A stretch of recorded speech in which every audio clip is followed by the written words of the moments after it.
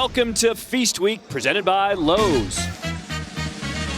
It is nighttime, night 2 here in Las Vegas, and we are set for our second semifinal of the day. Oregon Ducks out of the Pac-12 at 3-1, taking on St. Mary's Gales out of the West Coast Conference, trying to stay undefeated. Welcome to the 2021 Maui Jim Maui Invitational. In our first semifinal, it was a classic. Johnny Davis for Wisconsin, he just went off. 30 points, a career high. That swarming defense from Houston, it didn't matter. Look at him getting through the lane.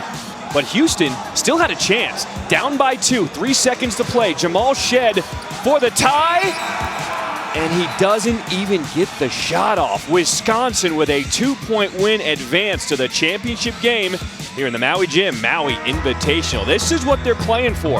The Wayne Duke Trophy. Isn't it pretty, folks?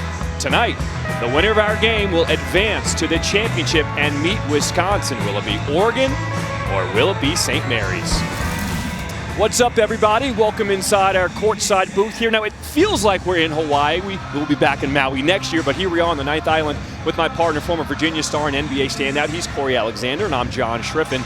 All right, Corey, this is a different matchup here tonight. Two completely different teams. For St. Mary's, tons of veterans. They returned everybody from last year, and that helped them in their win over Notre Dame last night. It really did. And Randy Bennett has so much trust in his team, knowing that his guys understand the assignment defensively, what they're supposed to do. That's their calling card, and they were able to rely on that in last night's win. However, they also were able to rely on Dan Fotu. 8 for 9 from the field, career high 22 points. He did it outside, he did it inside, taking advantage of his matchup regardless as to where it was on the floor. And of course, after Tommy Kuhse's only assist of the game, Fotu delivered the game winner for the Gales, a big 3 from the corner. Now, for the Oregon Ducks, they have 4 new players, 4 transfers. They're still trying to figure things out. They were only up by 5 in the second half at one point against Chaminade before eventually pulling away. And Davion Harmon really took over as a leadership standpoint for the Ducks last night. And more importantly, getting into the paint. Harmon attacked the basket multiple times in the second half, not only for himself, but for his teammates as well. And that opened up things on the perimeter for the Ducks. Harmon also knocking down the 3, 13 points, 4 assists for him on the night. And he was the leader for the Ducks in their quarterfinal win. Well, how about this? Davion Harmon, who led all Ducks scorers last night with 13, will not get the start. He's coming off the bench. They're going a little bigger. Frank Kepnang will get the start. And Kepnang gave them great energy when he entered into the game. But more importantly, Dana Altman knows his team. He knows the personalities. And he knows that he can't bench Will Richardson or Jacob Young at this point. Davion Harmon, he knows he's going to get the exact same production from him whether he starts the game or if he comes in off the bench. Well, here's one thing you know you're going to get out of Oregon. A hot uniform. They got like 8 or 9 different unis. They got the all-black look tonight. That is sharp. That's Nike University, baby.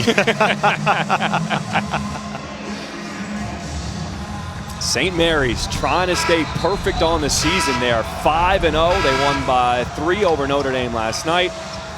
And they want to advance to the championship game, which will be tomorrow right here in Las Vegas in Michelob Ultra Arena.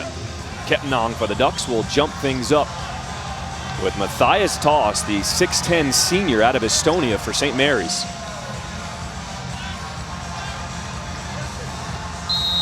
Our officials, Randy McCall, Pat Driscoll, Bert Smith, and St. Mary's wins the tip.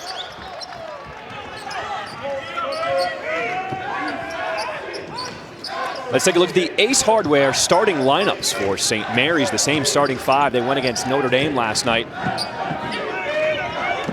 They go inside, they're trying to kick it back out now. Logan Johnson. Shot clock down to 4, and they turn the ball over. So that's how we start the game, semifinal number 2. But a different defensive possession to start the game for the Ducks. And we can remember last night, St. Mary's went right inside to Dukas, who got an easy bucket on their first possession of the game against Notre Dame. This time they try to go inside to Toss, but nothing happening there going up against Frank Kepnang. All right, let's take a look at the Ace Hardware starting lineups for Oregon. As we said, Kepnang gets the start over Davion Harmon. In that second half for Oregon, when they went bigger, that's when they started to pull away from Chaminade. And there's the first bucket of the ball game. Jacob Young to the hoop. And right back at him is Matthias Toss. And you see Oregon wanting to pressure after made baskets, but St. Mary's aware of just that and kicking the ball ahead, an easy look on the other end of the floor. If you're going to set up your pressure, you've got to get a good trap. Make sure the opposing team doesn't pass the ball out easily. Eric Williams, he was going early last night. He was 3 of 5 from three-point land. Not looking for a shot here early on. Shot clock down to 5. They go in the post to Kepnang. Turnaround jumper, and that's why he's starting tonight. And that's nice. And Frank Kepnang is improving as an offensive player. Of course, he's an energy guy. Helps to anchor them defensively, but when you can throw in the basketball in the post and get production like that, that's just icing on the cake. But Toss left open in the corner. He's got the first 2 buckets for St. Mary's. And Oregon having a hard time matching up on the backside of their pressure once St. Mary's breaks it. Guerrier caught a body early. Hello, Sports Center. And that will get you going. Quincy Guerrier was only 1 for 9 from the field in yesterday's game, but you kind of have the feeling he's going to be better off after seeing one go through early, especially as emphatic as that basket was. These Ducks are athletic, dunking on people's heads out here.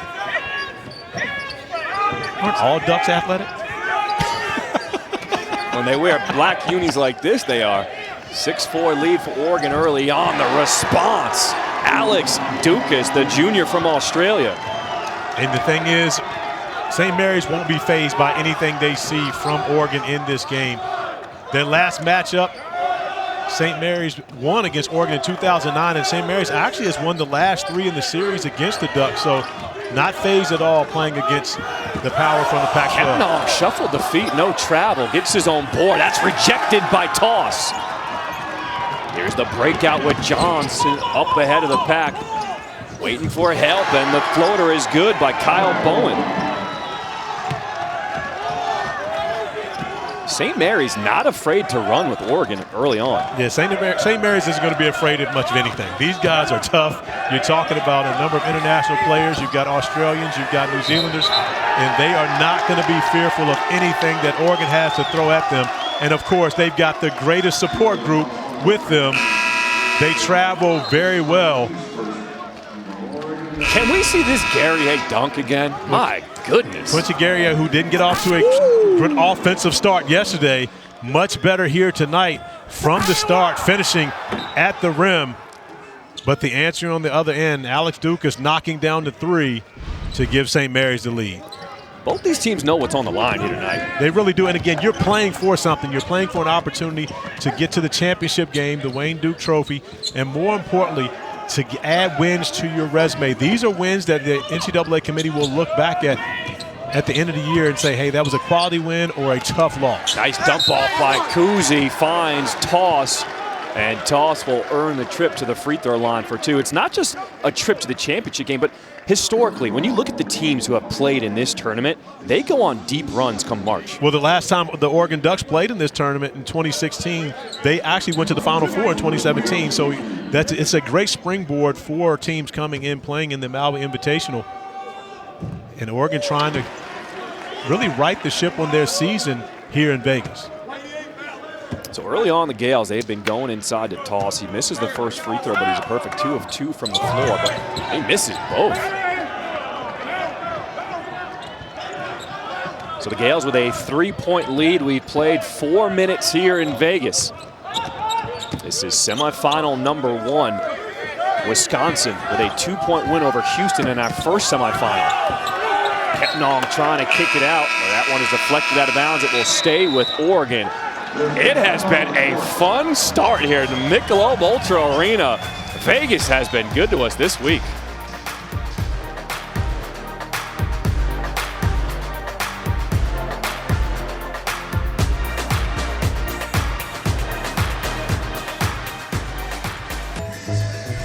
ESPN's exclusive presentation of college basketball is brought to you by Maui Jim Polarized +2 sunglasses. The view's better from here. Continental Tire. For every surface and every season, Continental Tire has a tire for you. And Ace, where the best brands make the best Christmas gifts. All right, we talked about it earlier. If you win the Maui Invitational, you got a good shot to win it all. Going all the way back to Steve Fisher. and the Michigan Wolverines. And then, of course, Roy Williams, a three-peat of winning the Maui and the national championship in 05, 09, and 2017.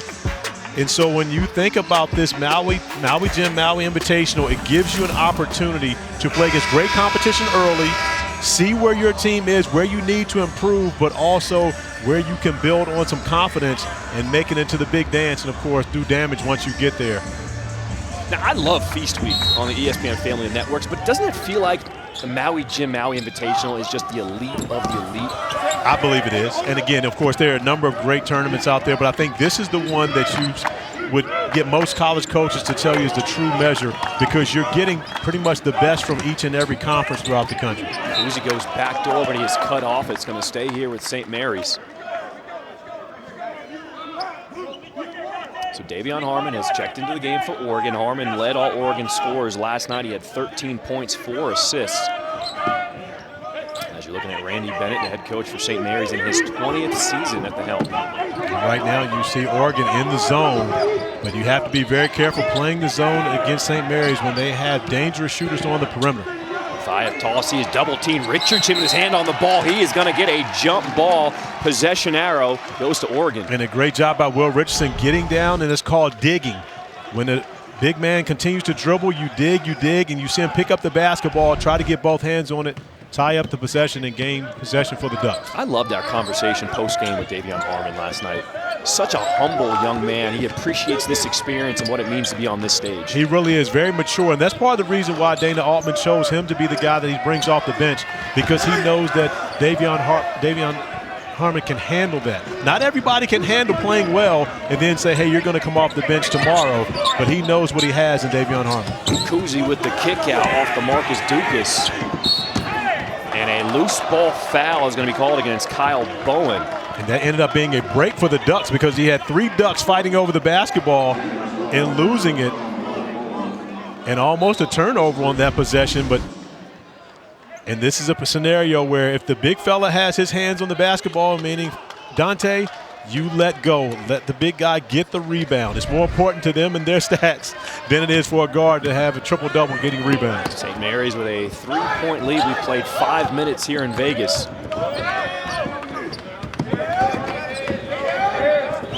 Richardson hasn't really gotten on track this season yet for the Ducks. Well, he hasn't here in Vegas so far, and of course he didn't have a great game against BYU.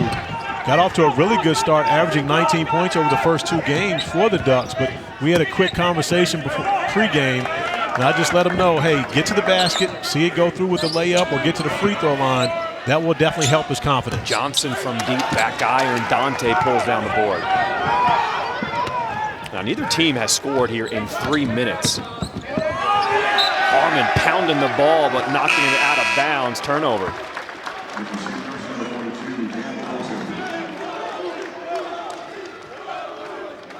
And here's our man from last night, Dan Fotu, a career-high 22 points, 3 of 3 from downtown. The biggest shot of the night was the game winner from the 3 in the corner. When you think about it, of course, your leading scorer, not just last night, but on the season, and you don't bring him in really until 6 minutes into the game. But no ego for Fotu. He comes in and he does his job, and not only offensively, but defensively as well. Kuzi has it poked away, but it stays here with the Gales. Shot clock down to 4. Dukas in and out. There's Fotu making an impact right off the bench. And that's Dan Fotu. He's not going to give up on any play. Uh-oh. Rise up! Logan Johnson and 1. That's going to go the other direction. Excuse me, that's a charge. That's going to go the other direction.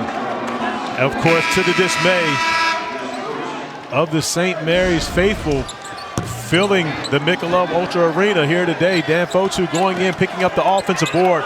Logan Johnson coming in with mean intentions. I'm not sure. It looks like Dante was still moving on that one. That looked like an and 1 to me. I tell you what, when the St. Mary's fans saw that replay, we got some noise here in the arena. So we are stuck on 9-6, St. Mary's with the lead. And that's a big swing, because that was a bucket and would have been an and 1. to make that a 6-point lead. Turnaround jumper. That one does fall. Frank Kepnang, the 6'11 center out of Cameroon. But think about this. This could be a 6-point swing. What should have been a block and one on one end of the floor ends up being a charge. And now it's an and one opportunity for Frank Kepnang to go to the free throw line to tie this basketball game in comparison to being a 12-6 lead for St. Mary's. We saw something different in the second half for Oregon. They really concentrated on feeding their bigs, and that's when the game turned for them last night. It really did. They won the battle 42-18 points in the paint over Chaminade last night. I'm not sure it would be that big of a differential against St. Mary's here tonight, but that's what they want to be able to do. They want to win that battle once again here tonight. Bad pass off of Fotu's hand, turnover. We're tied up at 9. They go inside. This is Kepnang here. Go back outside, and he throws it away. But that's where you see Kepnang is still developing. Dana Altman telling him to slow down, calm down. That's one where Kepnang, you catch it, and of course you're bigger and stronger than everyone else on the floor. Just go up strong and try to finish. So St. Mary's has 4 turnovers. Oregon has 2 turnovers earlier in the start of this game. Neither offense really clicking right now. But that's a big substitution. Mitchell Sexton stepping into the lineup for the first time for St. Mary's this season. You're talking about an all-freshman team member of the WCC last year making his debut here tonight. Kuzi over the shot blocker, gets it to go. You talked about Mitchell Sexton. He has not played due to a back injury, but he is on the court for the first time this year. Let's see how he does against the Oregon Ducks. Well, they need him in this game. You're talking about size upon size. You've got, 3, 4, 7-footers on this Oregon Ducks team, so Sexton's definitely going to help them bolster that front line, backing up Tots. Tommy Kuzi attacking the basket. And, of course, when you ever catch the big fella flat-footed, you have an opportunity to go right over top of him. Frank Kepnang retreating, giving Kuzi a lane to get it right off the glass for 2. I love Tommy Kuzi's game. A 6th-year player, a former walk-on. He's got so many subtle moves. I mean, literally just that shimmy shake. The shot blocker had to just stand there. That's how he got that shot off. Davion Harmon doesn't get that one off. A shot clock violation for Oregon. But how about the defense for the St. Mary's College Gales, getting the job done on both ends of the floor to attune to a 2-point lead here over the Oregon Ducks.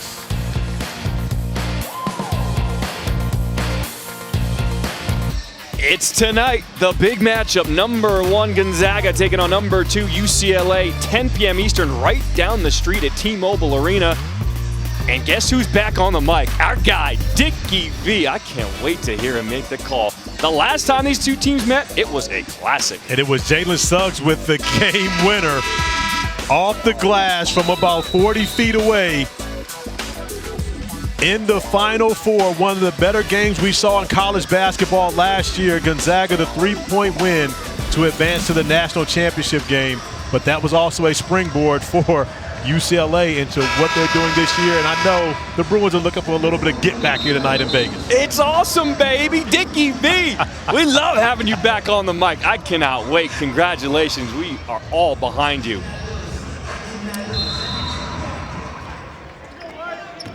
The longest streaks at number 1, Gonzaga. They still have an active streak. They are at 20 weeks right now and counting. Well, you remember they were undefeated all the way through the national championship game a year ago, losing to Baylor. Johnson, get that out of here. That's Kepnang with the rejection. A great play by Kepnang, who actually fell down on that play only to get up and come up with the big block shot. Guerrier lines up the feet.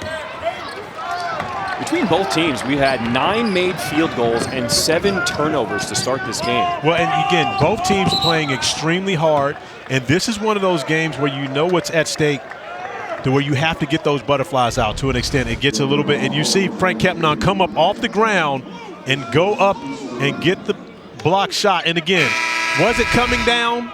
Maybe a little. However, when you get an effort like that from a big fella, no way the officials are going to call that. He's known as an energy guy, but he really had an offensive explosion last night. He had 8 points, 4 rebounds, doing it on both ends of the floor. He really is. And again, he was the guy that changed things for Oregon when he came in off the bench. And so much so that he's earning a start here from Dana Altman. That's the same spot Fotu hit the game winner last night. And that's his first missed 3-point field goal here in Vegas. He's been perfect up until that point. We'll Williams trying to go coast to coast. That's Saxon. Saxon making a difference early. His first action on the year, but giving no ground. Eric Williams Jr. trying to attack the rim. Saxon having no parts of it. Bro, did he block that with his elbow?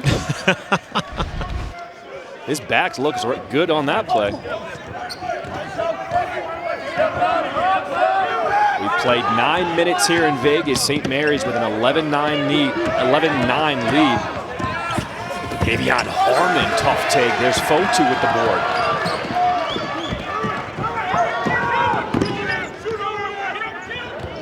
Which offense is going to figure it out?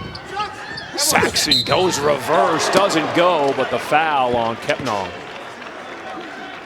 And for Kepnong, the Oregon big man, that is his second. And finally, Dante going to check in for Kepnong. But you have to remember that Dante is playing on a minutes restriction. Dana Altman can only play him 12 to 15 minutes. He played 12 minutes last night and had 8 points, was perfect from the field.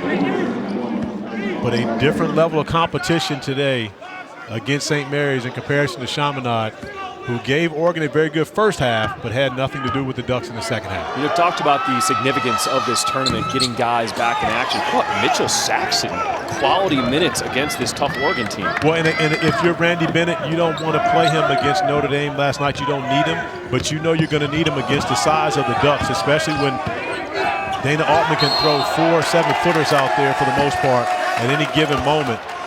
That is the 4th turnover of the ball game for Oregon. Eric Williams Jr. shuffled the feet. Oregon second-guessing itself offensively. But the way you get through that is continue to defend at a high level, try to make things good happen for you on the defensive end of the floor, try to get some transition buckets, whatever you can get easy to spark your offense. Johnson dumped down low to Saxon. Dante cut him off nicely. Shot clock down to 6. Good defense by the Ducks. And they force a shot clock violation. And a great job standing your ground by Quincy Guerrier on that possession, not jumping. As Johnson tries to attack the switch on the pick and roll, and Guerrier stays down, stays vertical, and does not bail Johnson out with a tough shot. We've had 9 made field goals and now 9 turnovers between both teams. Is this good defense, or the offense still has some jitters? I think it's a little bit of both. I don't even know if it's jitters at this point. I think the defense is stalling the offense. I think Oregon still is having a bit of a hangover from the confidence standpoint. That loss to BYU as Williams knocks down the jumper, which is a great sign. Remember, he was the guy that got them started offensively in the first half yesterday with knocking down 3 threes. He had 14 points, 7 rebounds, 3 steals. Almost got a steal there. No, they do. They come up with the turnover. Dana Altman in his 12th season as head coach of Oregon. He is happy with the defensive effort so far early on. Well, and that was an awesome trap when you consider what Williams Jr. and Davion Harmon did right there to Marciulionis, bringing the basketball up the court. But that was all started by Oregon getting a score and allowing them to set their pressure. Dante with the handoff to Harmon. Richardson poked away. Johnson picked his pocket all alone, swooped in for the bucket. St. Mary's getting after it defensively as well. Give Logan Johnson credit for getting up, getting his hand on the dribble, and then the hustle. Will Richardson tries to keep him away from the basketball, but Johnson just moving too fast. Comes up with the scoop and the score. These St. Mary's guards, they are scrappy. When you're talking about veterans, you're talking about experience, but these St. Mary's guards, these guys have been through the fires. Again, you're talking about playing in the West Coast Conference. They see Gonzaga on a regular basis. This group played against Jalen Suggs. Against Nembhard. Contact, no call. It's going to stay here. They're going to say that was off of Augustus Marciulionis. So, yeah, they've seen the best of the best when it comes to guards, so they're not going to shy away from Davion Harmon and Will Richardson. So 7 on the shot clock as Will Richardson will inbound for the Ducks. Pat Driscoll having to have a conversation. No one wants to give space. Pat Driscoll right in the middle of the huddle, having a conversation with all the guys. Everybody's got a smile on their face. And this is the type of officiating that I love to see. When you've got relationships with players, there's no technical foul call. There's no penalty. Hey, guys, calm down. Everyone get back on the same page. Let's play the game the right way. Eric Williams, tough take with the left, no good. They're letting him play. They really are. Fotu took the brunt of that one but did not pick up the foul. Comes back holding his chin. Eric Williams, neither of those guys backing down from any contact. Marciulionis, he had 5 points last night, but he had 2 very timely buckets for the St. Mary's team against Notre Dame. And then he also had a big turnover that allowed Notre Dame to get right back into it and has the turnover on this possession. And again, you're talking about a freshman point guard. It's hard to be in that spot, especially with a veteran team, as Tommy Kuhse will come back in. Randy Bennett will have an opportunity to talk to his young point guard. And again, Marciulionis is going to be a big part of the St. Mary's team this year, but he's going to have some growing pains as well. Very unlike this team. Already 7 turnovers for St. Mary's. And they didn't handle the basketball well yesterday. Actually, that was one of the first times they've won a game without getting to 10 assists. They have a losing record over the past 3.5 seasons when they don't get 10 assists in the game. Fourier missed in close, and then a foul is going to be called on Will Richardson. You know, one thing that we can say about this game to this point, we've played now 12 minutes here in this first half, and it hasn't been pretty, but both teams have played hard, no question about that. You can tell that they know that there are high stakes in this game, and both these teams want to be able to advance that Maui Invitational Championship. Dana Altman still trying to tinker with his lineup, making a lot of subs. You got Jacob Young back on the floor, Rivaldo Soares back on the floor for the Ducks. Trying to figure out which lineup is working for them. There's Fotu in the post going up against Harmon. Stripped, but he is fouled and will go to the line. St. Mary's with a 2-point lead. A trip to the final on the line here in Vegas. Come to the Maui Jim Maui Invitational. I never have a hard time finding the beach, but now I can't find the beach. And I can't find Bill Walton. Well, that actually feels pretty good, not finding Bill Walton. But I do want to find the beach. Well, Bill Walton is not in the house, but he might be in the building just down the street. T-Mobile Arena, home to the best game of the night. #1 Gonzaga taking on #2 UCLA. 10 p.m. Eastern coming up right after our game here in Vegas. I can hear my man Bill Walton right now watching the Oregon Ducks, and of course then the UCLA Bruins hollering the Conference of Champions, making sure he's tuned in to see all of his Pac-12 teams in action. Well, the Pac-12 is the Conference of Champions, but the West Coast Conference, they have been legit this year. So many teams. I mean, they've got 5 legit teams in the West Coast Conference this year. And it's really been more so than this year. The West Coast Conference has been really good for a while now. And you think about Santa Clara, their wins over Stanford, Nevada, and TCU. Gonzaga, of course, with the big win over Texas. And they also have not only UCLA tonight, but Duke coming up Friday. BYU, of course, knocking off this Oregon team. And now St. Mary's, who defeated Notre Dame yesterday, an opportunity to knock off Oregon. Williams with a free lane to the bucket. He gets 2. Let's not forget about San Francisco. Undefeated on the season. They're legit Dons, as well. Baby, they can play. St. Mary's with a 1-point lead here as we approach 7 minutes to play here in this first half. And Oregon goes back to the zone, and you see Isaac Johnson now in the middle. Dana Altman throwing his 3rd center into the game. Fotu, he cans that jumper. That was the game-winning spot against Notre Dame last night. And Fotu hasn't had the same offensive impact in this game that he had yesterday coming off the bench, but still very productive on both sides of the ball. Williams, loose ball on the ground. St. Mary's comes away with it. Here's Kuhse with the breakout. 1-on-2, so he's going to wisely pull it back out. And Kuhse's that guy, just dribbles through the paint. No problem, not in a rush. Gets to his spots. If they have nothing, get it back out, set the offense. And again, if you're Randy Bennett, you have to love having this type of leadership on the court. Toss no good. I mean, if we're playing in the Y open pickup game, Kuhse's my first pick. I see him on the floor, yeah, you're on my squad. Yeah, well, he wouldn't be my first pick because that means he's got the ball and I don't. We don't play that. Soares soaring through, and he missed the jam. That's a Sports Center not top 10. Yeah, it really is. In a game like this where baskets are hard to come by, that's tough. It could have been made it a one-possession game. Now you have an opportunity to allow St. Mary's to stretch this lead.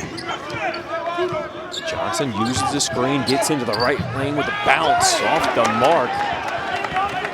As Isaac Johnson pulls down the board. He had some key minutes, just 9 minutes last night, but he had 8 points. Some really good experience for the freshman youngster. And he was perfect from the field. 4 for 4 for him, and coming up with an offensive rebound as well as being a good screen setter, which of course is going to be important for these Ducks guards to be able to get into the painted area. Shot clock at 7, poked away by Kuzi. Active hands early on, and the Gales do have the turnover. But that's the second time we've seen one of the Gales go to the floor, and they don't go to the floor to cover it up. They go get the basketball and find one of their teammates to regain possession, not allowing Oregon to tie up the basketball and have the possession arrow. Toss in low, trying to get position. Now he kicks it out to Kuzi. On the wing for 3, that's Dukas. A 4-point lead for St. Mary's, under 5 minutes to play here. Low-scoring affair. Neither of these teams have shot the basketball very well, but St. Mary's has made more plays here in this first half to give them a 4-point lead. Oregon's still trying to find a way to gain some rhythm on the offensive end of the floor. 3 by Jacob Young off the mark. Johnson trying to track down the board, but poked away by Kuzi. St. Mary's in transition. Logan Johnson letting it fly off the mark. And Toss got that rebound for just running the floor hard. He was able to get inside position on Johnson. Right hook, back iron, no good. Young with the board.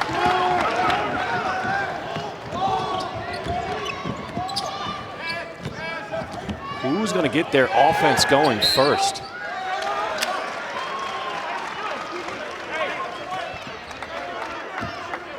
Well, one thing about Tommy Kuzi, of course, he may be the oldest guy on the floor, but he's always going to be the first guy to the floor, getting after it, and more importantly, gaining possession for his team. Then, of course, getting over the deflection to gain possession for his team. And this is one Rivaldo Soares will want back. An easy dunk turns into a missed field goal. It should have been an easy 2 points. Matthias Toss picked up his second personal foul for St. Mary's, so he will take a seat on the bench. Young in the lane, off the mark. And on the rebound, that's Nate Biddle called with the foul.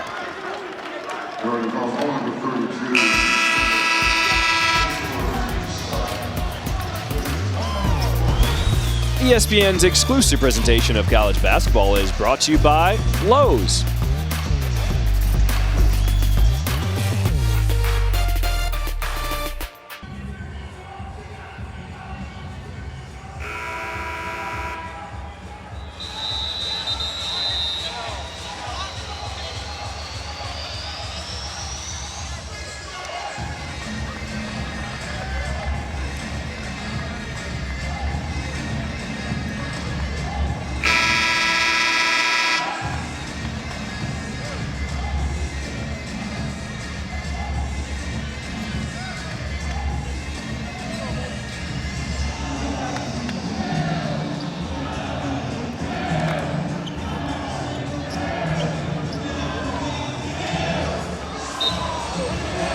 We appreciate you guys dialing Seth Fonzo in the studio. I thought Coach Greenberg was going to come with something about this is the way I shot the basketball, or me and Fonz could go out here and score more points than this. You know, again, I think when you think about with the group that we have, myself, Dallin, Fonz, we throw you in there, and Coach Greenberg, we got a chance. Oh, you throw me in there? Like I can't get buckets? I can give you a couple. I did watch you shoot last week. Bro, that was from an NBA three-point line when I hadn't picked up a ball in like a month. Yeah, well, you know what they call those in basketball? Excuses. Shot clock down to 3. Richardson got to get it up. Man, it has been a rock fight out here tonight. A 4-point lead from St. Mary's. Neither offense getting on track. But one thing I will say, again, if you're not going to score, you can't let the other team score. Both teams have dug in defensively and taken on that challenge, and neither team has allowed their shot making or lack thereof to affect what they're doing on the defensive end of the floor. And again, as a coach, that's all you can ask from your group, especially when teams are struggling to score the way that both of them are. We've seen both freshman 7-footers for Oregon get playing time here tonight. Nate Biddle, the freshman All-American, on the floor. Around the horn, Jay Mullins off the mark, and there's Biddle with the board.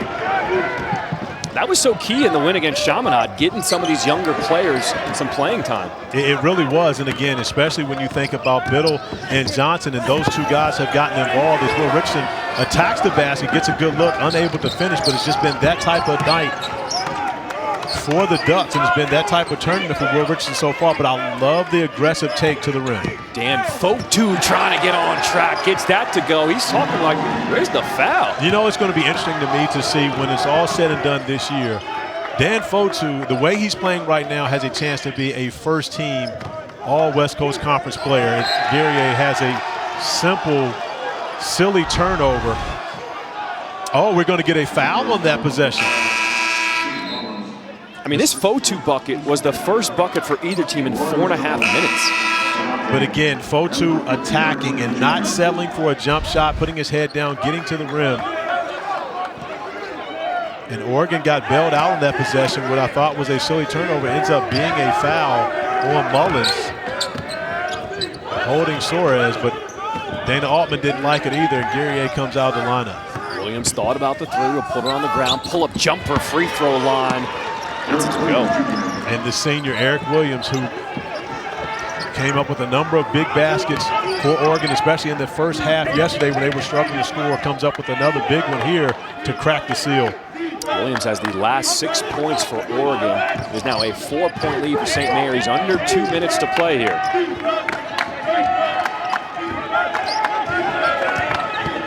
Johnson.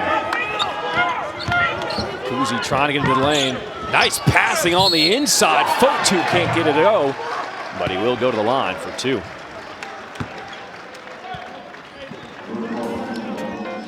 Check out this lineup we got for Thanksgiving. Tomorrow, Steph and the White Hot Warriors have the NBA's best record. They take on the Sixers in the second game of our NBA doubleheader. Thanksgiving night, it's the 118th annual Egg Bowl. Ole Miss and Mississippi State have split the last 20 matchups. Let's go to the ice. The Rangers and Bruins play an Original Six Black Friday matinee at the TD Garden in Boston. And our Saturday night football matchup is the 116th annual Bedlam game between Oklahoma and Oklahoma State. Sooners have won the last 6. I mean, we've got a little of everything in there for Thanksgiving week. Yeah, we also have Gonzaga Duke on Friday night, which isn't in that promo, but I mean, you know, I guess we haven't talked enough about that, so I guess we'll add that in. But that was the third foul on N'Faly Dante as Isaac Johnson comes back into the game. And Fotu will take a seat on the bench for St. Mary's. He scored the last 8 points for the Gales. Well, and that's not surprising. He's their guy, in my opinion, that they need him to be aggressive when he comes into the game. And, of course, he doesn't play, you know, the entire game. They have size up front that they can use. As we've got a battle going on. And they're going to call a double foul here. It's going to be Isaac Johnson, the foul on Oregon, and Matthias Toss. So for Toss, that's a big one because that's his third personal. Yeah, that's huge. A much bigger foul for St. Mary's than it is. As you see, the arms get hooked. And Johnson really has Toss's arm hooked. But Toss does have his right hand in Johnson's lower back. So I like the double foul call, but it definitely hurts St. Mary's much more with Toss picking up his third. So Fotu got about a 20-second breather on the bench. He's back on the floor.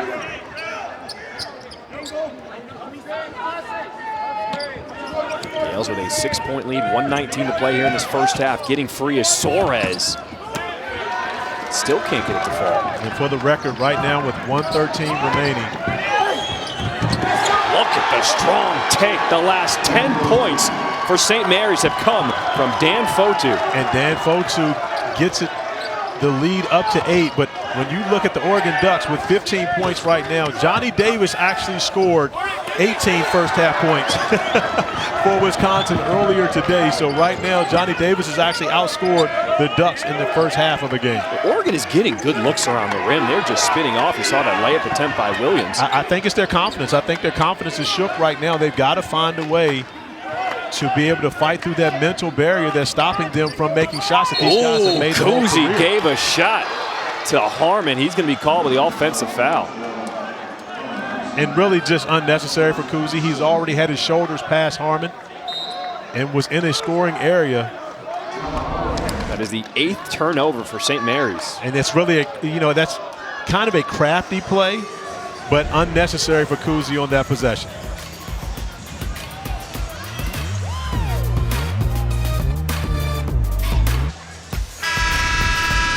Dan Fotu has been the guy for the Gales here in Las Vegas for the Maui Jim Maui Invitational, taking the contact to the freshman, Isaac Johnson, putting his shoulder into Johnson's chest and finishing through the contact. Dan Fotu with 10 first half points, already had 12 in the first half yesterday against Notre Dame, and he has really been a spark off the bench for the Gales the entire tournament. He keeps setting new career highs. He had previously a 19-point career high against Texas Southern, then last night a new career high, 22 against Notre Dame. But does he make all first-team WCC over Chet Holmgren or Drew Timme? We shall see. Harmon driving, 4 on the shot clock, on the rim, rolling off again. That has been the story of the first half for Oregon. Ball is tipped around at the buzzer, and that's how the first half will end. St. Mary's with a 23-15 lead. They get into the locker room. I mean, there it is. Oregon had the looks, but they missed their last 10 of 11 field goals to end the half. Now let's send it to the studio with our guys, Dallin Cuff, Seth Greenberg, and LaFonso Ellis.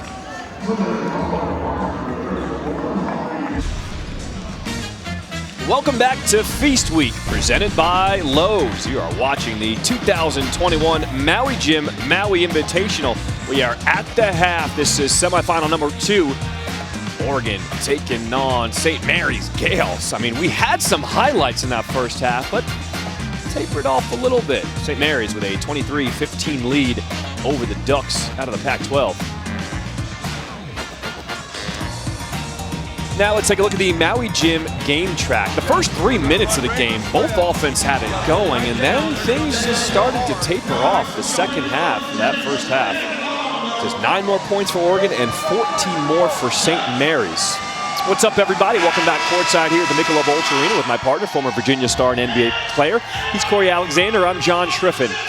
Well, if you like defense, you came to the right spot. Okay, no, real talk. How do these offenses get things going in the second half? Well, you want to be able to establish the interior. It's much easier to try to make shots close to the basket, although we've seen Oregon miss a number of close shots at the rim.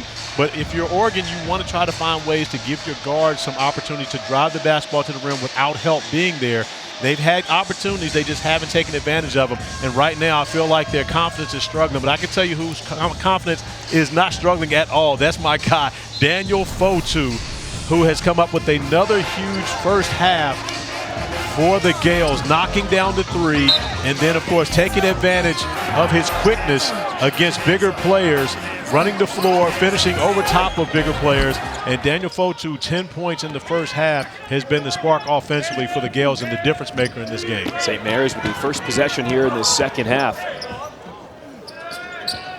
Around the wing, Alec Dukas starting it off with a 3-ball. And that's a good sign for the Gales to be able to come back out, start off the second half the same way they started the first, knocking down shots. And you see, and that's a hard cut by Quincy Guerrier. Dukas trying to body him. But great ball movement by St. Mary's on one end of the floor, throwing out of the trap and making the extra pass to a knockdown shooter in the corner. Dukas makes Oregon pay for it. And you look at the numbers, Oregon still yet to make a three-pointer. Fortunately for them, they have only shot 4, where they went, I believe, 4 for 19 in the first half of their game yesterday. Not firing away from outside, but not having much success inside either. So Dukas, after he took a tumble, they're going to wipe the floor. He's called for his first personal foul. St. Mary's, their largest lead of the game. They are up by 11. Kepnong going to work, using the right hand, gets it to go. And we saw Kepnong actually score, I believe, the first bucket for Oregon on a post-up in the first half of the game. So, again, you know, if he can take advantage of those opportunities in there, of course, you continue to throw him the basketball, give him those. And I'm not sure Oregon can have a steady diet of Frank Kepnong to beat St. Mary's. Kepnong normally comes off the bench, got the start tonight, and there is Tommy Kuhse for three. But how does Tommy Kuhse get that wide open? Who's guarding him? Frank Kepnong was the closest player who went over to try to contest the shot, but he was guarding Toss, who made the pass. Are we going to see an offensive explosion here in the second half? Kepnong trying to show some moves. No good off the window.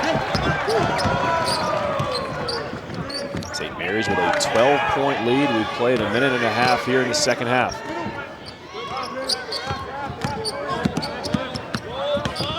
Kuhse so good with the defender on his hip. He just knows what to do in space. He really just lulls guys to sleep because he's going nowhere fast. But at the same time, you don't know how to guard it, and he's using his body to shield off defenders. Makes an easy reverse layup, and not only the reverse layup, but also knocking down the three, leaving Tommy Kuhse wide open, giving him an opportunity to build some confidence on the offensive end of the floor, and then slow motion to reverse. 5 points in a row for Kuhse.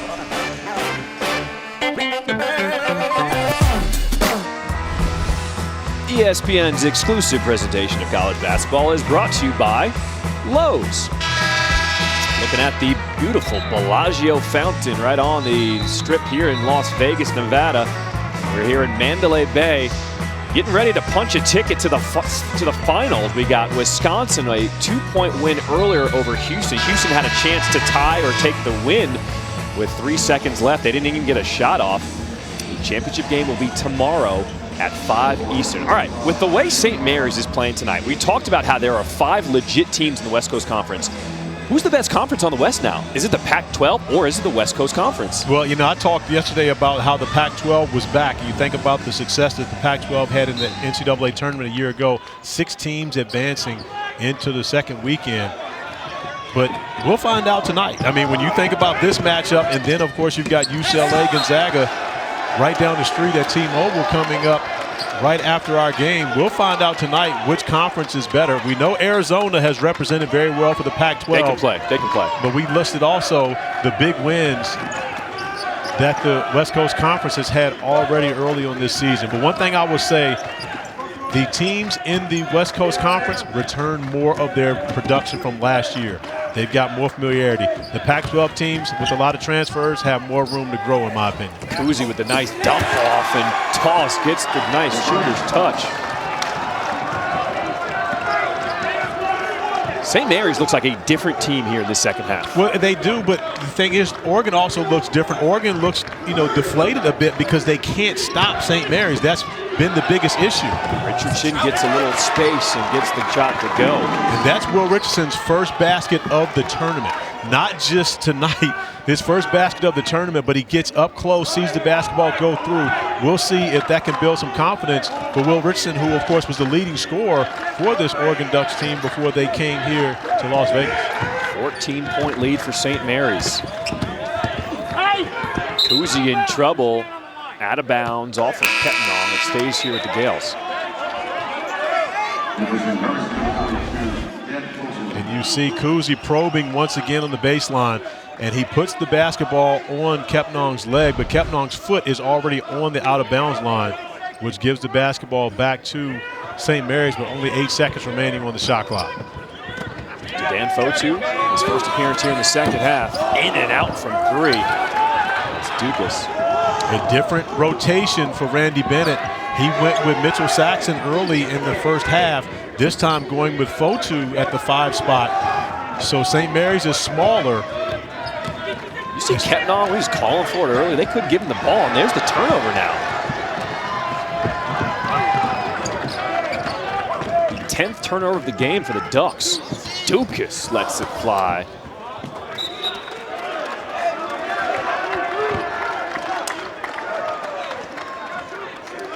I'm looking at the facial expressions of the Oregon players, and they're right. You're right. They do look deflated. They do look kind of just like looking at each other like who's going to step up. When the first half, of course, they weren't scoring, but they were doing the job defensively and stopping St. Mary's from scoring. St. Mary's comes out to start the second half on fire, and just like that, Oregon's body language doesn't look good as they feel like they can't stop this team.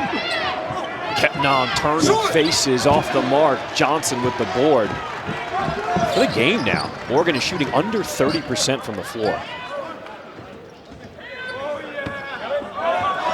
You know, in our West Coast Conference Pac-12 battle, hypothetically, that we put together, we forgot about BYU, who already has a big win over the Pac-12. Davion Harmon from straight away. And is that the spark that gets Oregon going? Well, he's the guy, in my opinion, that's going to have to get them going, and not necessarily from a scoring standpoint, but from a vocal leadership standpoint, encouraging his teammates. Davion Harmon is that type of guy, but will he take on that responsibility for this Oregon Ducks team? That is the first made three of the ball game for the Ducks. Underneath all alone, Kepning rejects. But a goaltend basket for Fotu.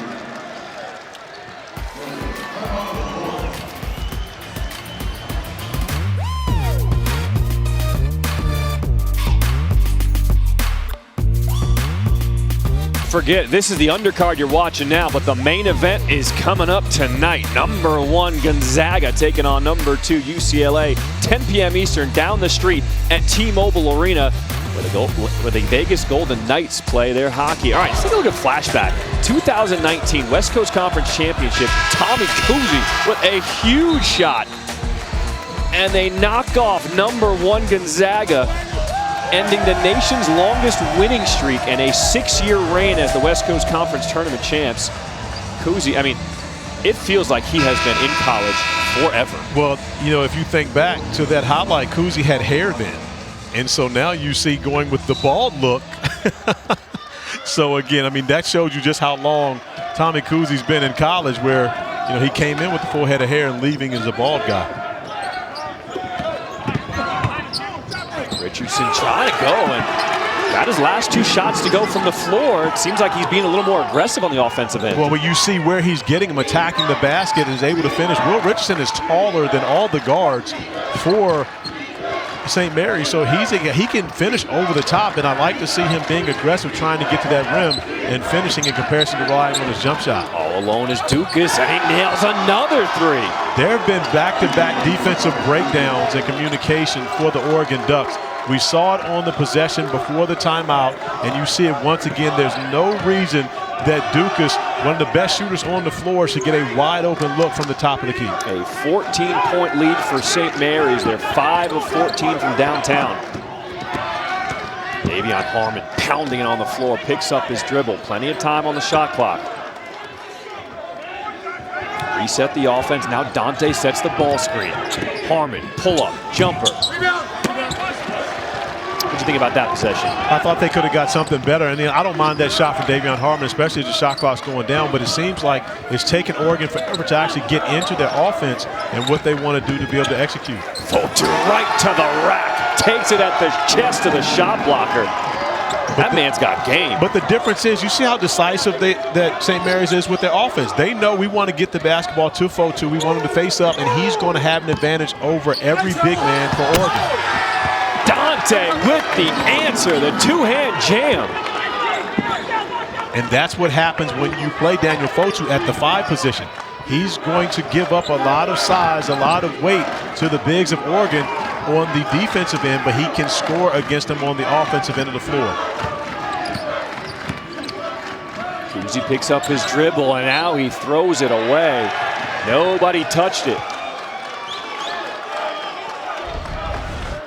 And you see N'Faly Dante taking advantage of his size on the interior. But on the other end of the floor, it was Daniel Fotu taking advantage of his quickness against Dante. Davion Harmon back into the post. A tough pass, and Dante can't handle it. Here comes Johnson on the breakdown. Get that out of here, but a goaltend. Now that one I'm not sure. That one could have been anticipated. As you see, get back as the ball's going up. I'm not sure that was a goaltend. That looks like a very good block. The ball's still going up, and it's not over the front of the rim. So we'll give it a split. The first one was a goaltend. The second one was not. It evens out, but great hustle by Dante getting back, and you see this angle as it goes up. I think that's a good block. Well, think about it. If it's over the rim, then Dante would have hit his hand on the rim. I just wonder if it was already coming down. It was close. If it's close, I'll give the officials the benefit of the doubt. We got a great crew here tonight, but I think that one was probably a good block. The first one was a goaltend. Largest lead of the game for St. Mary's. Richardson being more aggressive. He goes to the line. He is fouled. That's Alex Dukas. That is his second personal foul for St. Mary's. We played over 27 minutes in this game, and now Will Richardson has become much more aggressive and is good to see. But I would love to have seen him start the game out like this, trying to attack the basket. Knowing the shot hasn't been falling for him, his confidence wavering a bit from the perimeter, this is what he can do as a primetime scorer, which he has been. He gets to the free throw line. Now he's starting to add points to his tab and helping his team score. You look at his numbers on the season, starting the year out, back-to-back games, 20 and 18. Struggled against BYU, and then, of course, going scoreless against Chaminade, now up to 5 points on the night, trying to add to that tab at the free throw line. Here's a guy, second year in a row, preseason Pac-12 all-conference first team. Does that bring any pressure for a player when you know they're expecting you to do big things? It does, and Will Richardson is one of those guys who's harder on himself than anyone else is, and again, oftentimes too hard on himself. But I like his body language, and it looks like he's freed up a bit and playing much looser than he did to start this game. Johnson takes it down in low. And nice anticipation by Eric Williams. Gets the steal, throws it off the other man. Well, that's great defensive rotation. That's helping the helper. You see Dante have to go over and cut off the penetration.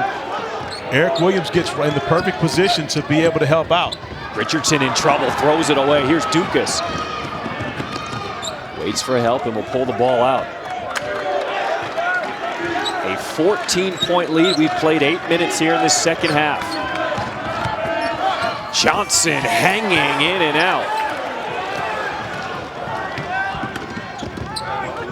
Wisconsin with a 2-point win earlier over Houston. They advance to the championship game. This is our second semifinal here. Up top, Dante with the throwdown.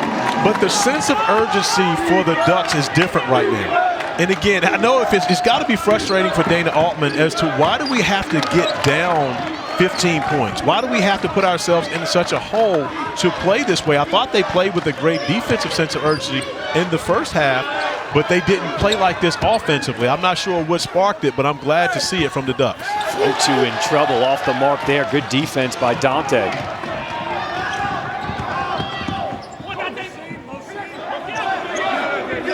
Up top to Richardson, working up against Kuzi. Now they go and feed the big man.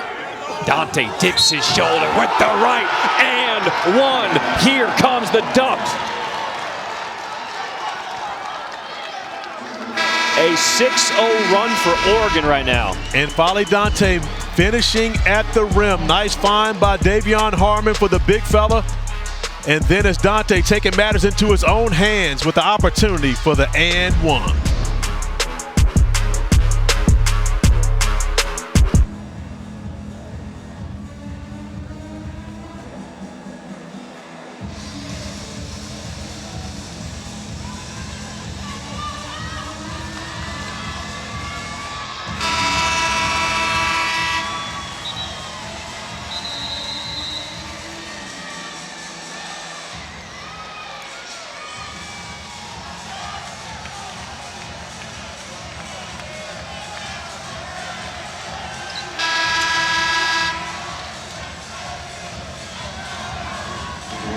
I'm not so sure about that, Dallin. He got to set a screen first. Ask Fonz. Fonz, no.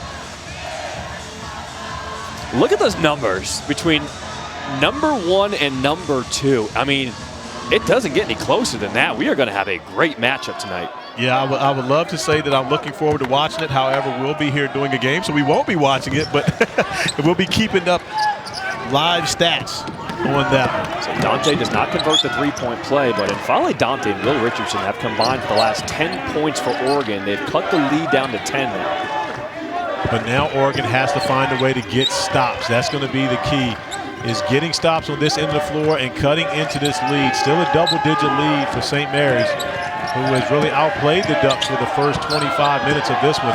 Oregon is taking control over the last 5. Obviously, Toss back on the floor. He's got 3 fouls, so he had to sit on the bench for a while.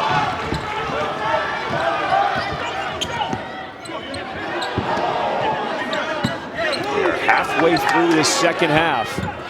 Moore cutting to the bucket, tipped away, stays here with Oregon. And so one of the things that you have to be aware of, N'Faly Dante is still on a minutes restriction. He can only play 12 to 15 minutes in a game. And so Dana Altman has to be very wary of when he plays him and the time of the game. He's been a big part of their comeback. Young had a good look, misses everything. Johnson cutting, alley-oop and in.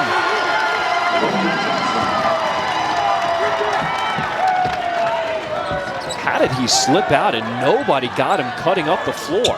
Williams with the answer. I love what Williams does. It seems like every time Oregon needs a bucket, he's the guy that makes a big shot for them. Lead is cut down to single digits. Toss, cross-court pass, up top now to Dukas. Everything goes through Tommy Kuhse. Feels the contact off the window. The veteran move gets 2. But that's almost like an RPO for a quarterback. Okay, Tommy Kuhse gets in the paint, and he's only looking at the big man to see, does he commit to me or does he go and stay with our big? So therefore, I'm going to have a look at the basket. Kuhse's got 9 points, a perfect 4 of 4 from the field.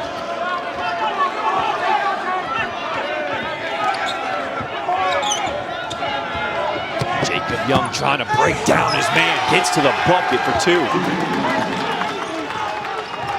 There's a different level of drive with the Oregon guards now as they're attacking the guards for St. Mary's on the offensive end of the floor. However, they still have not found a way to keep Tommy Kuhse out of the flowers.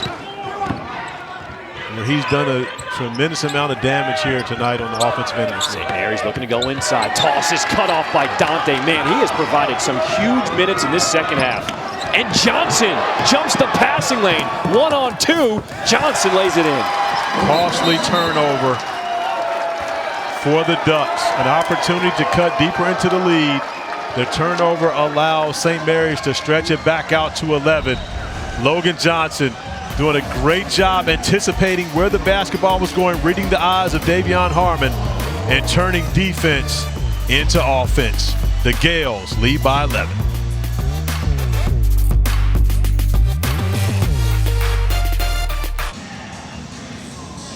Welcome back to the Maui Jim Maui Invitational here at Michelob Ultra Arena. John Striffen alongside my partner Corey Alexander, and St. Mary's Tommy Kuhse, the 6th-year player, taking over this game. And Kuhse has just been under control, controlling the team on both ends of the floor, defensively diving on the floor, probing in the paint, using the rims as a shield on reverse layup, finding his teammates, getting out in transition, but really leading this St. Mary's team on both ends of the floor the entire evening. Part of the reason why they have an 11-point lead. But the St. Mary's backcourt of Kuhse and Johnson combined in the second half, 13 points, 4 assists, and 2 steals. Johnson has 4 steals on the night, none bigger than the last possession to increase the lead to 11. Guerrier pinned in deep. He's going to kick it out. Young, he's been getting to the bucket. And 1. That's on Kuhse. Well, one thing that we know, for as good as Tommy Kuhse is as a basketball player, he doesn't have the quickest feet. So if there's a guy that you're going to pick on, he would be the one. If I have the basketball and I'm going to try to put someone in drive, it's going to be Tommy Kuhse, because the best way to slow down a great offensive player is to make him play defense. It seems as though Jacob Young has picked up on that and trying to exploit that matchup here in the second half. Jacob Young, the Rutgers transfer.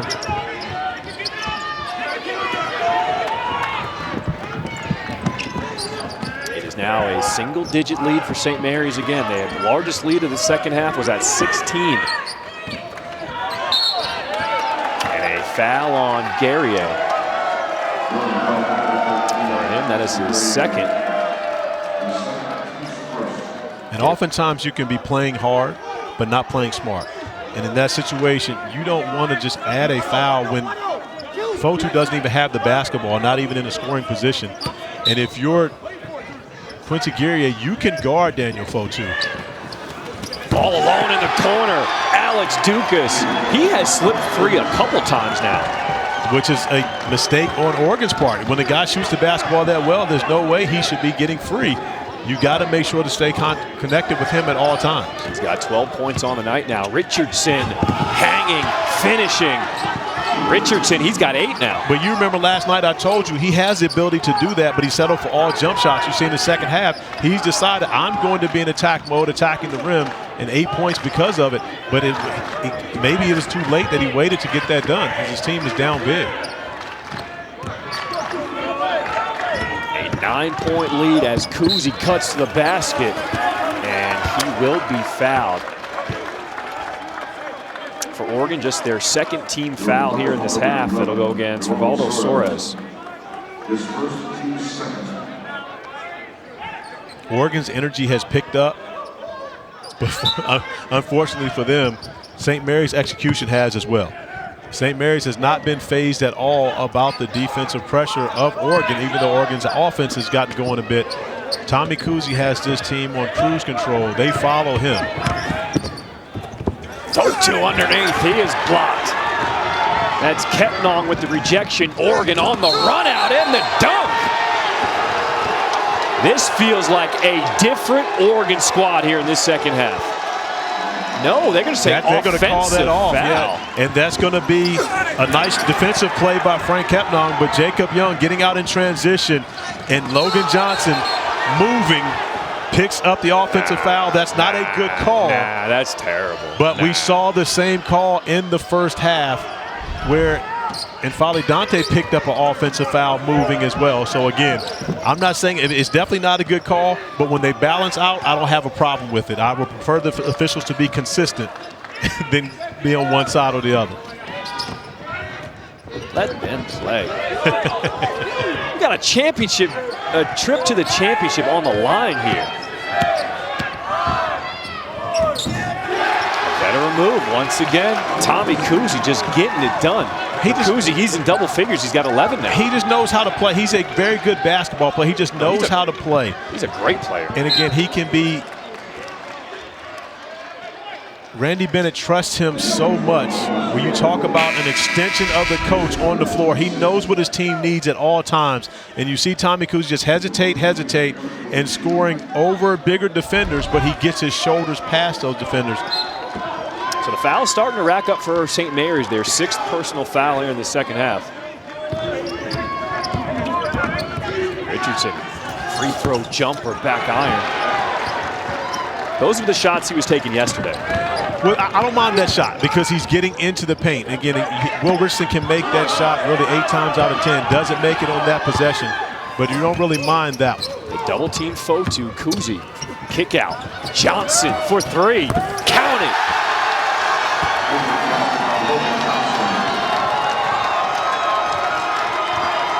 Listen to this St. Mary's crowd here at Michelob Ultra Arena. The Gales fans have traveled here to Vegas.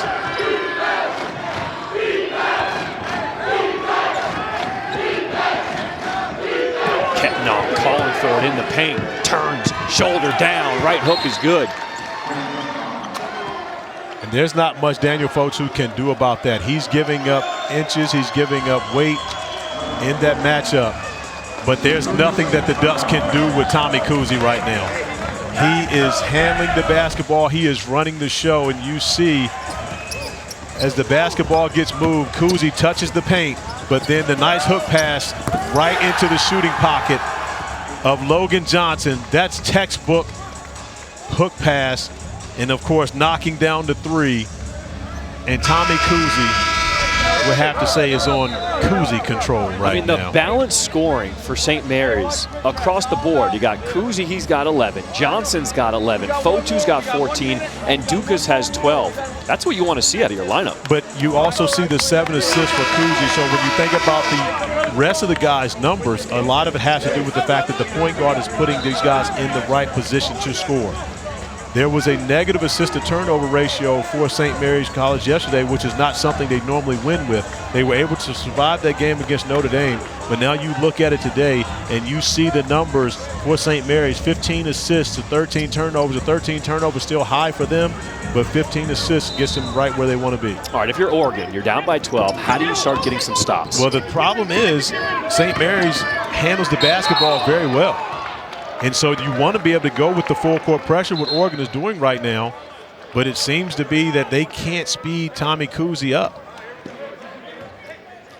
Oh, you gotta love it for the main event. Dickie V in the building in T-Mobile Arena, getting set for number 1 versus number 2 tonight. Fotu with the slam. I actually rode the elevator down on my way to the game with our guy and our boss, David Seisler, and he told me I'm on my way to go meet Dickie V, and he was as excited as anyone could be. Of course, throughout the last year in the pandemic, and of course, Dickie V going through his treatments for lymphoma. I'm sure that's a great moment for David Seisler to be able to hang out in person with Dickie V once again. Under 5 minutes to play here in our second semifinal here in the Jim Maui Invitational. Wisconsin is already in the championship game. Who will join them? Kuzi, another one is pinned. That's Kepnon. Good transition defense by St. Mary's. A 14-point lead for the Gales. Jacob Young gets into the paint, front iron, trying to get the ball back, rips it away. And here come the Gales. It is 4-on-4 as Young and Bowen now come back into the play, and Williams will commit the foul.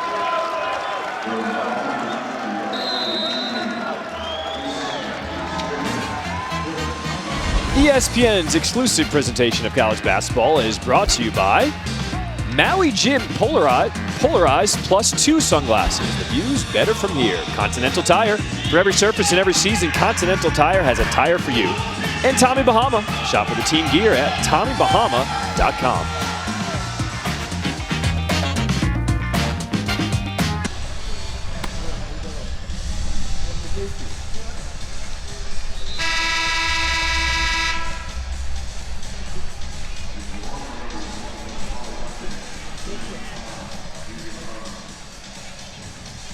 And how good does Dickie V look? Getting ready for the main event. Like a big heavyweight fight, settling in his dressing room, getting ready, getting him taped up, ready to go.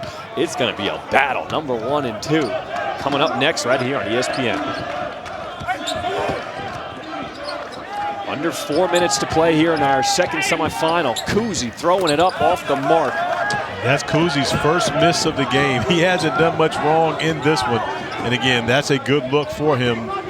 Just unsuccessful. But right now, I'm not sure that you can come back against this St. Mary's team when you spot them this big of a lead. Another deflection. Davion Harmon trying to take advantage of it. Jump stop floater off the mark. Gets his own board. Back up. Toss. Tosses that out of bounds.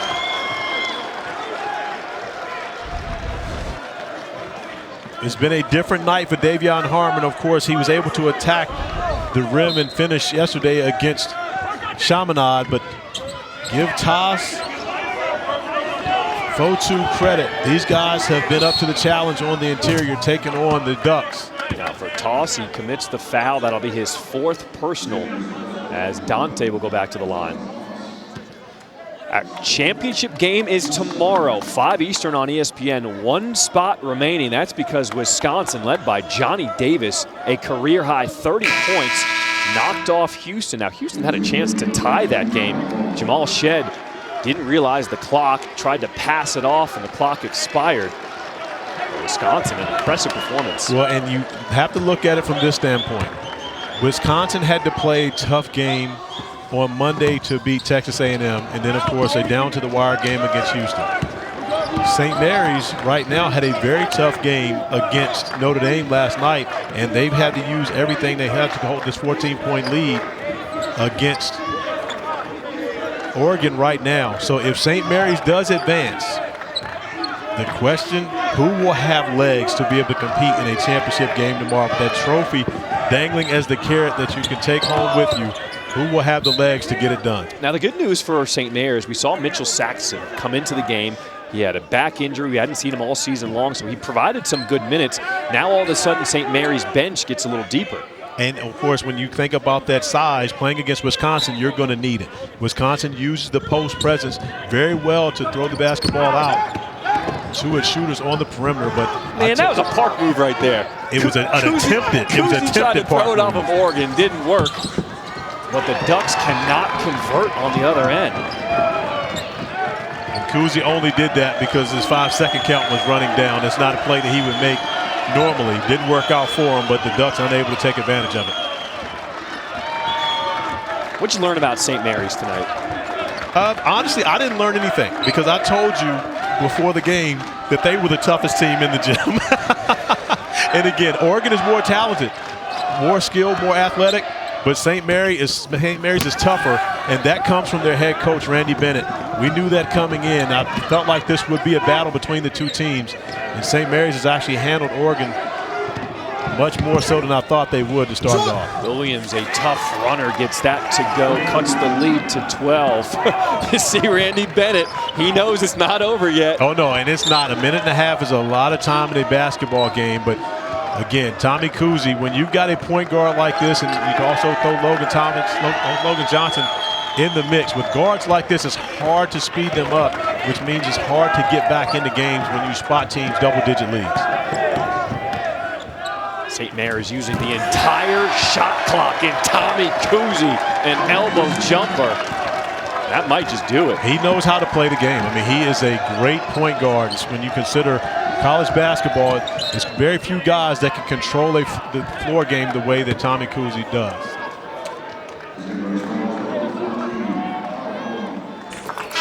And now for tonight's play of the game, driven by Continental Tire.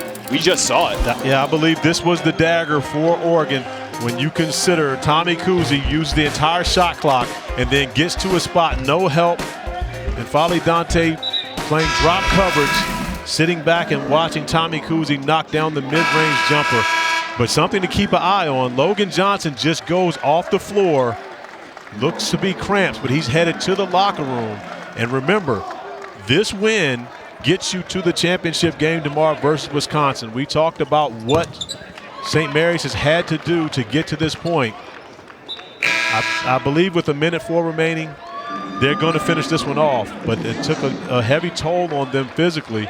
3 games in 3 days is a lot for college players, and we also have to think back. Wisconsin has been back in the hotel chilling, watching this game, getting a little more rest than St. Mary's will. All right, so you said you didn't learn anything about St. Mary's.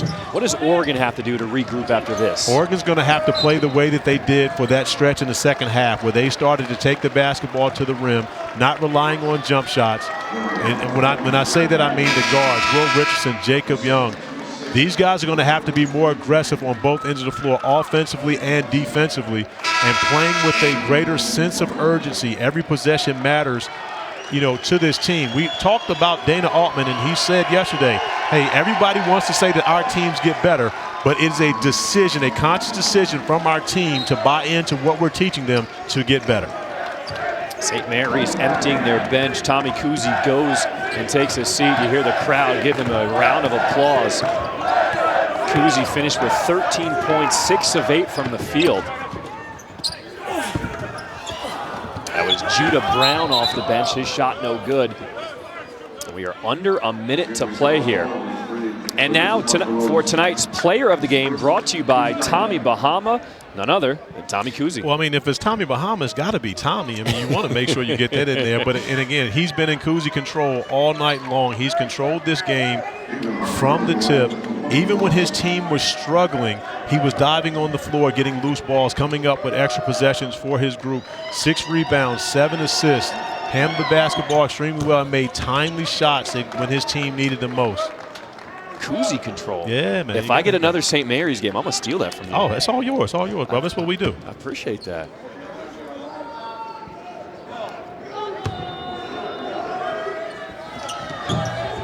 A 12-point lead for St. Mary's. Their subs are in the game now. It's been an impressive 2 days from the Gales. It really Win has. last night over Notre Dame in a tight one. And then here, they've really dominated this second half. They really have. And again, you know, Oregon made a run in the second half, but it didn't matter. You could not phase this veteran group for St. Mary's. And, you know, and you really have to appreciate the fact that they probably have the biggest following here. I haven't seen the teams, haven't been in the arena when Wisconsin was playing. But St. Mary's has brought a great following, and you love the fact that their fans are rewarded by this type of performance from their team. You see the dude with the S on his chest? Which one? He's been doing that since last night. I love his energy. He has not stopped jumping up and down. I don't know your name, bruh, but you get some love on national TV.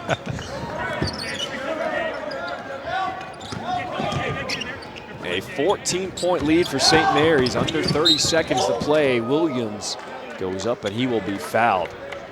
I mean, that's what's so great about an event like this. Yes, we would love to be in Maui, but this is the 9th island here in Vegas. And to see the fans make the trip, enjoy this entire week, they've loved every minute of it. I mean, again, and this is what college basketball is about. It's not just about the guys on the floor and the coaches. It's also about the community. And when you have support like this, that plays a huge part. There's no way anyone can say that having this level of a following did not help St. Mary's pull off that win over Notre Dame last night. We're talking about a game that went down to the wire. They had fans supporting them. Notre Dame did not have much of a following, and they win a very closely contested game. The final 15 seconds here at Michelob Ultra Arena. Oh, can I take credit for moving the St. Mary's fans to the other side of the floor? You did. I get credit for that? You do. That's okay, all you. Because they wanted. I wanted to make sure we got them on camera. Everybody can see what the Gales do. Randy Bennett and the St. Mary's Gales improved to 6-0. Another team you got to look out for in the West Coast Conference. A 12-point win, and now St. Mary's advances to the championship game here in the Maui Jim Maui Invitational.